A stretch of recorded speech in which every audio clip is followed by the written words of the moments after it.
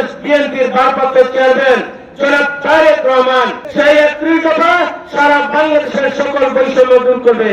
আমাদের প্রিয় প্রতীক ধানের শীষ, এই ধানের শীষ ঐক্যের প্রতীক, ধানের শীষ জামালগঞ্জ ঐক্যের প্রতীক, ধানের শীষ তাহিরপুর ঐক্যের প্রতীক, ধানের শীষ জন্মপ্রসাদ ঐক্যের প্রতীক, এই ধানের শীষ মধ্যনগর ঐক্যের প্রতীক, এই ধানের শীষ সারা বাংলাদেশের ঐক্যের প্রতীক।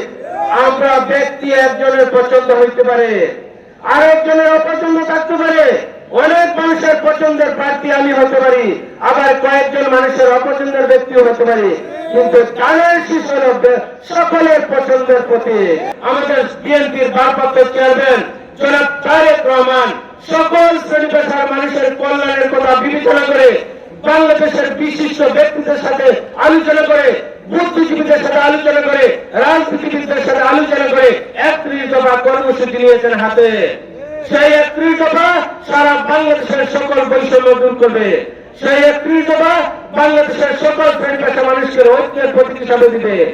সব মশার বিরুদ্ধে সুরক্ষা দিতে এলো বসুন্ধরা এক্সট্রিম অ্যারোসল, মশার বিরুদ্ধে এক্সট্রিম সুরক্ষা। সেই ভালোবাসার প্রতীক হিসাবে আমরা মাঠ পর্যায়ে তিনি কথা দিয়েছেন কৃষকদেরকে সরকারকে গুরুত্ব দিয়ে ভূমিকা রাখবেন, কৃষকদের জন্য আবার খাল খনন কর্মসূচি চালু করবেন, ফার্মার্স কার্ড প্রদান করবেন, মানুষের শিক্ষা ব্যবস্থাকে এগিয়ে যাওয়ার জন্য শিক্ষিত যুবককে বেকারদেরকে চাকরির ব্যবস্থা করবেন, 1 কোটি মানুষের চাকরির ব্যবস্থা করবেন যাদের বয়স 18 থেকে 32 বছর।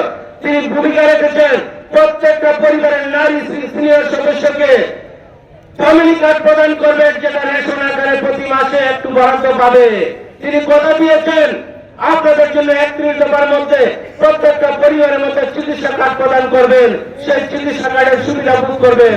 তিনি কথা দিয়েছেন মানুষের কল্যাণে, মানবতার কল্যাণে ধানের শীষের প্রতীককে ঐক্য হিসেবে আপনাদের কাছে পাঠিয়েছেন।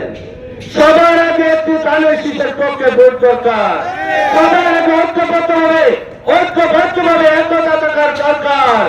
আমরা আজকে জামালগঞ্জ উপজেলায় আমরা এসেছি, আমাদের অনেক বন্ধুরা আজকে এসেছেন, সকলকে সাথে নিয়ে যারা আজকে আসতে পারেননি তাদেরকে সাথে নিয়ে ঐক্যের প্রতীক হিসাবে ধানের শীষের পক্ষে আমরা নির্বাচন করতে চাই।